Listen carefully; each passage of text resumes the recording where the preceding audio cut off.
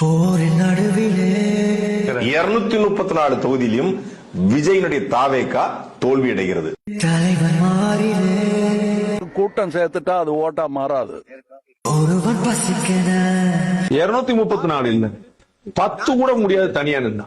வேட்டை தூங்குது உங்களுடைய அடுத்த படத்திற்காக காத்துக்கிட்டு இருக்கிறேங்க விஜய்.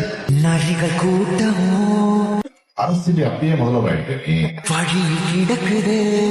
சினிமாக்கார வந்தா ஜெயிச்சான் அப்படிங்கிற வரலாறு கடைசியா எம்ஜிஆருக்கு மட்டும் தான் இருக்கும். நீங்க எழுதி வச்சுக்கோ. குருதி ஆட்டமோ காட்டு நடக்குது. ரெண்டு நிறுவனம் என்ன சொல்லுது, அவர் தான் முதலமைச்சர். இப்ப இது எவ்வளவு பெரிய காமெடின்னு மக்களுக்கு தெரிஞ்சிருச்சு இல்ல. வாடைகள் 100 வந்து போதவில்லையே. உன் பேரையே முழுசா உன்னால சொல்ல முடியாது. சொன்னா பாதி பேர் ஓட்டு போட மாட்டான். சி ஜோசப் விஜய் எனும் நான்